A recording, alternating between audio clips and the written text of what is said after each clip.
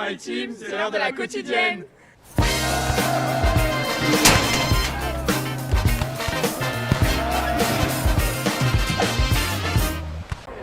Bonjour la Seine-Maritime, c'est l'heure de la quotidienne. Et oui, une belle journée pour commencer la semaine, lundi 12 juin. Et oui, on compte les jours.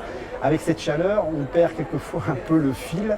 Mais bon, ici au stand du département de la Seine-Maritime, c'est un jour qui a été consacré aux solidarités humaines. On a reçu ce midi dans Cap, sur la grande parade à 12h, Florian Mérien et Florence Thibaudot-Reynaud pour parler de sport adapté et aussi accessibilité aux personnes en situation de handicap qui peuvent aussi accéder à l'Armada. C'est vraiment le département de la Seine-Maritime met un point d'orgue, que ça soit accessible à tous et notamment avec ce Bacandi et avec notre invité Jean-Paul René, président du club de voile de Saint-Aubin-les-Elbeuf. On parlera aussi accessibilité, mais là, au nautisme, à pouvoir faire des sorties en mer. On en parle tout de suite, mais avant, eh bien, vous faites un petit tour de l'actualité de la journée ici sur les quais de Rouen, les quais de l'Armada, mais aussi du stand du département de la Seine-Maritime en 76 secondes.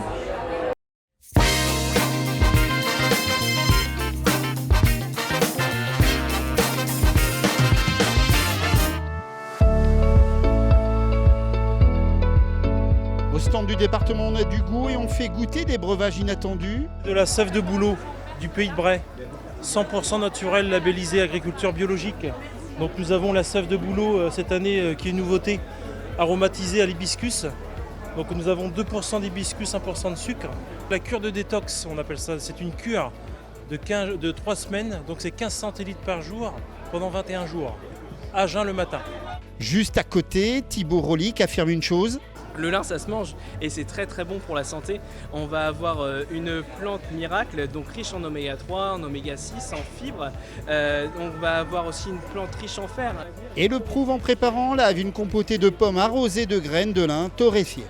Le département de la Seine-Maritime prouve une fois de plus qu'il a du goût, une raison de devenir ambassadeur. Vous vous inscrivez, c'est 100% gratuit et une fois que vous êtes inscrit, tous les mois vous recevez par mail votre calendrier d'événements auquel vous pouvez participer et l'idée c'est que justement vous puissiez en retour partager vos expériences, que ce soit sur les réseaux sociaux, dans un article de blog ou tout simplement en parlant à vos proches.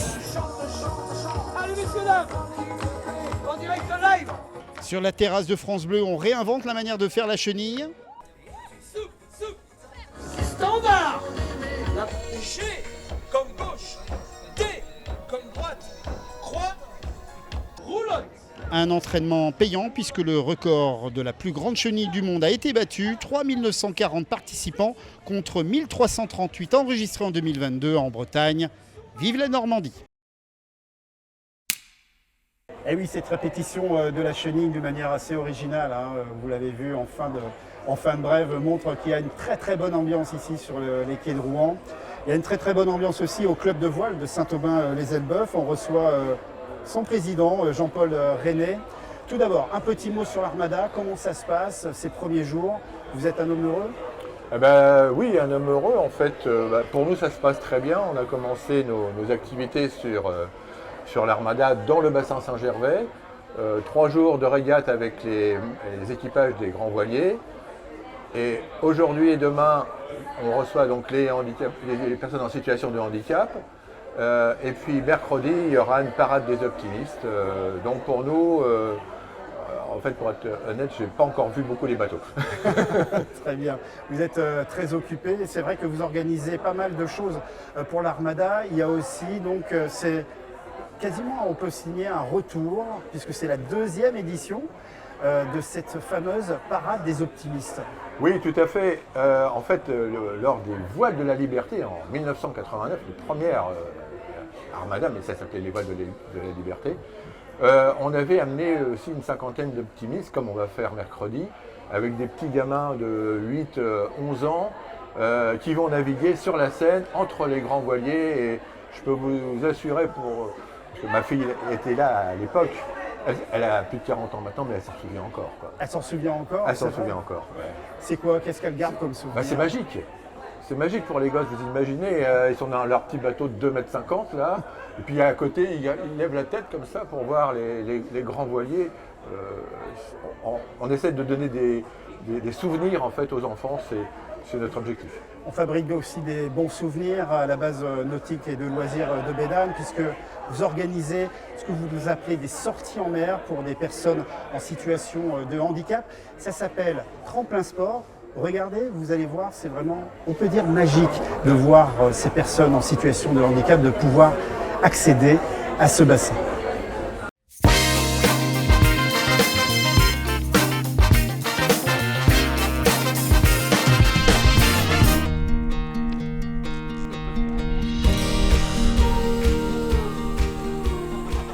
C'est l'objectif de ce projet, en fait, on mutualise. Si j'étais à bord, en fait, il n'y a pas trop d'intérêt. C'est-à-dire qu'il faudrait un moniteur, un bateau. Ça n'appelle pas au développement. Donc on s'est dit, on a réfléchi un petit peu avec les éducateurs, on s'est concerté, on s'est dit bon bah qu'est-ce qu'on fait, on vous rend autonome. Alors autonome avec quand même un cadre bien défini. Quoique le cadre aujourd'hui c'est un peu ouvert parce qu'il y a vraiment des bonnes conditions de vent. Mais voilà, on les rend autonomes, on leur fait croire que ça marche tout seul. Ils nous font confiance. Et puis bingo quoi, donc là on a maintenant 6-7 bateaux en même temps et le moniteur il gère la sécurité et voilà quoi, et tout va bien. C'est pas qu'une question d'image, il y a un réel besoin, il y a une réelle demande. Ouais, là pour le coup de la demande il y en a. Hein. Nous on fait pas du tout de publicité, ça a pris, c'est comme un feu de paille quoi, les éducateurs parlent entre eux, c'est un maillage. Un peu comme une toile d'araignée, c'est-à-dire qu'un tel parle à un tel et ils se donnent un peu le tuyau et c'est pas que accessible, c'est-à-dire le site n'est pas que accessible, on a rendu aussi accessible financièrement, ce qui est un vrai bonheur d'avoir un partenaire comme le département de Seine-Maritime qui nous aide énormément pour rendre l'activité viable et surtout accessible financièrement. Ça s'est très bien passé, les jeunes ont beaucoup apprécié et je pense qu'ils sont ravis de leur apporter. Ça leur apporte une énergie, un bien-être et un apaisement aussi pour certains. Ça leur permet de profiter de sensations différentes de ce qu'ils peuvent rencontrer d'habitude. Et rapidement, on a vu qu'il y avait un versant thérapeutique. Alors, il n'était pas inattendu, mais on l'a constaté en fait d'entrée. Voilà, on a des jeunes qui ont des troubles du comportement et étonnamment, on s'est aperçu qu'ils étaient plutôt apaisés pendant la séance. Et après la séance, voilà, au retour dans l'établissement, dans leur famille, on voit qu'il y a vraiment un bénéfice évident. Au départ, ça peut paraître être une bonne action. Et puis au final, quand on s'intéresse un peu au public, on se rend compte qu'il y a des vraies personnalités. Ce que j'ai mis du temps, moi, à comprendre. Le rôle social qu'on a aussi, quand les parents viennent me voir ou quoi. Et c'est émouvant, quoi. Voilà.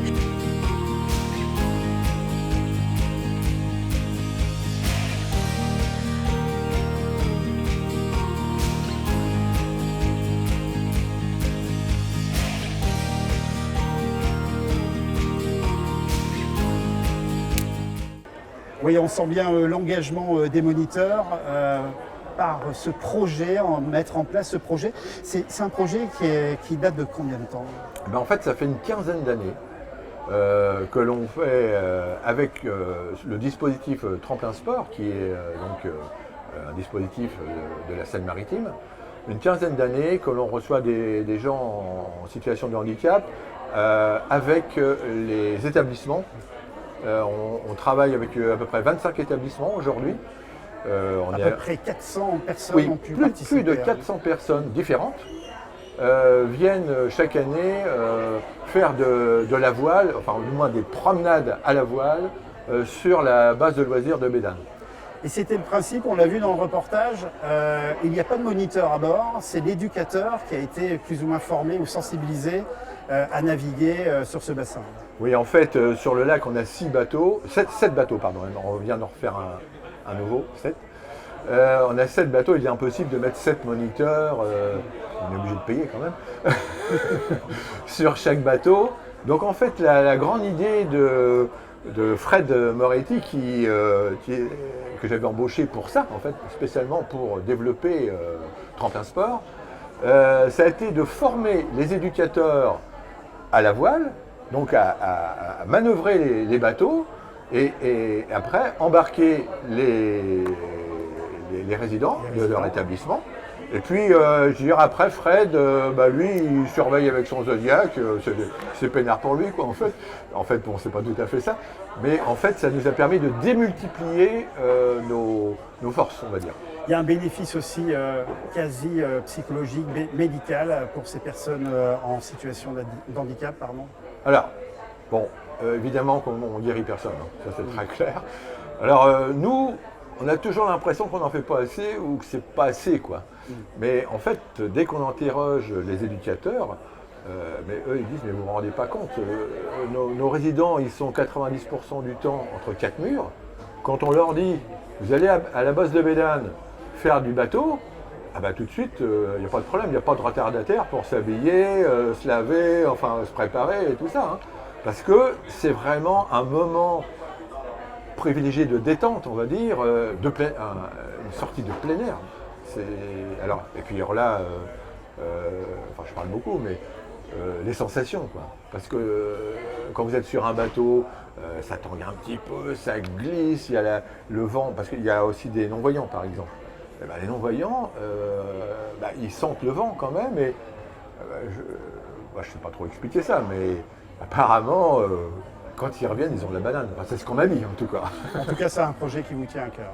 Oui, oui, non, mais c'est sûr que le club de voile Saint-Thomas-Elbeuf a toujours, je dirais, revendique le fait d'être une association citoyenne. Et on fait beaucoup, il n'y a pas que le handicap, on fait beaucoup d'autres activités sociales, je dirais. Et oui, je trouve que ça fait partie de notre, entre guillemets, travail, en tout cas notre mission.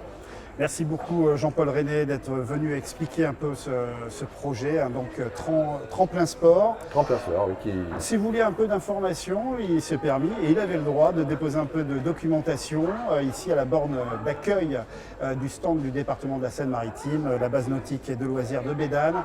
Un petit endroit magique pour pratiquer la voile. L'entrée est gratuite, l'entrée de la base est gratuite. Après, il y a des locations pour faire du canoë, du paddle, du pédalo, enfin bref. Mais vous êtes les bienvenus à la base de Bédane. Jean-Paul René, connaissez-vous l'aumônerie du Génétet? Magnifique patrimoine séno-marin. Non. Et c'est un manoir qui est chargé d'histoire et Ariane Duclerc s'est rendue sur place pour rencontrer la propriétaire et comprendre pourquoi ce manoir est un manoir de légende. Ce sont les insolites d'Ariane, c'est tout de suite.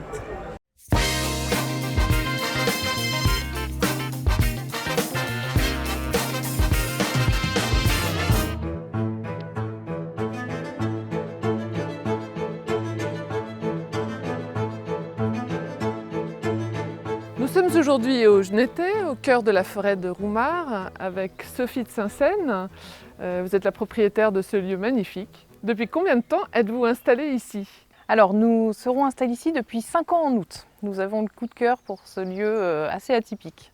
Donc la maison principale a été bâtie en 1214 sur des terres appartenant à l'abbaye Saint-Georges de Beaucherville. Vivait ici l'aumônier de l'abbaye, donc il distribuait les aumônes, il soignait les malades. On a d'ailleurs encore un jardin médiéval de plantes médicinales qu'on peut admirer aujourd'hui. Après la Révolution française, la maison a été reprise comme bien national et se sont installés ici différents fermiers jusqu'en 1960 où la maison devait être démolie car en très mauvais état et deux amoureux du patrimoine sont venus à son secours et l'ont sauvée et ont commencé la restauration et nous prenons aujourd'hui la relève. Alors on l'appelle le manoir de l'aumônerie ou bien la ferme des Templiers. Est-ce que vous pouvez nous raconter un peu son histoire? Alors malheureusement on n'a aucune trace du passage des Templiers dans la maison. On a bien regardé dans les archives mais a priori ils ne sont pas venus. Le mot ferme des Templiers est apparu assez tardivement au 19e siècle. Mais on peut quand même peut-être espérer qu'ils aient un lien avec le lieu, donc un mythe ou une légende. Voilà, on continue de chercher. Et derrière le manoir se trouve une petite chapelle, la chapelle Saint-Gorgon. Oui, donc la chapelle a été bâtie en 1500 par l'aumônier de l'abbaye qui vivait ici. Et elle est dédiée à Saint-Gorgon, qui est un saint martyr romain du IVe siècle. Et un mythe local rapproche le mot Gorgon de Gargantua, le héros littéraire et personnage populaire. On y entre ? Donc, du Moyen-Âge aux années 50 avait lieu ici un pèlerinage chaque année, le 9 septembre, le jour de la Saint-Gorgon. Et c'était un pèlerinage pour lequel il y avait d'abord une messe, puis une foire au dindon, et enfin un bal. Et Saint-Gorgon était prié donc, par les vieux contre les rhumatismes et par les jeunes pour bonne fécondité. Et ce qui est intéressant dans cette chapelle, ce sont les fresques qui datent de la Renaissance. Donc on peut voir les 12 apôtres et les 12 sibylles, juste ici. Les sibylles étaient des prophétesses du bassin méditerranéen de l'Antiquité et qui ont été par la suite christianisées. Et on a dit qu'elles avaient annoncé la naissance du Christ. La chapelle et le jardin du manoir sont ouverts tout l'été et l'adresse est facile à retenir, 54 chemin de Saint-Gorgon, au Genetais.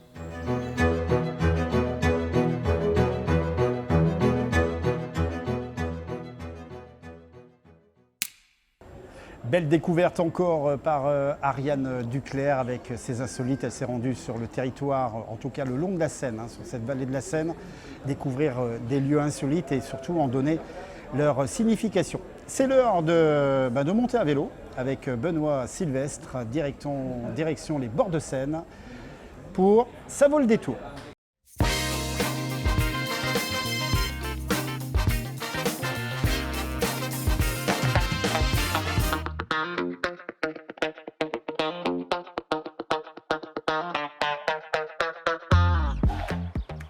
Bonjour à toutes et tous.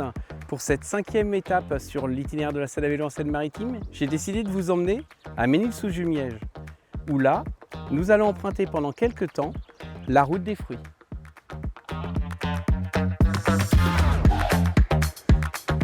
Outre un magnifique point de vue pour regarder les bateaux, la route des fruits qui serpente dans les boucles de Jumièges et de Ménil-sous-Jumièges est un lieu idéal pour récupérer les fruits l'été, où tous les producteurs locaux permettent l'acquisition directement, l'achat directement sur place.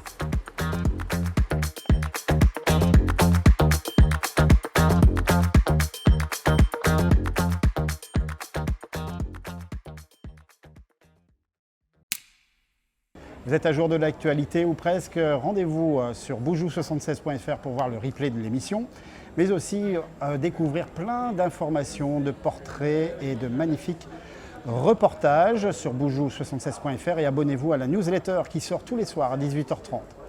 Boujou bien, boujou à toutes, boujou à tous.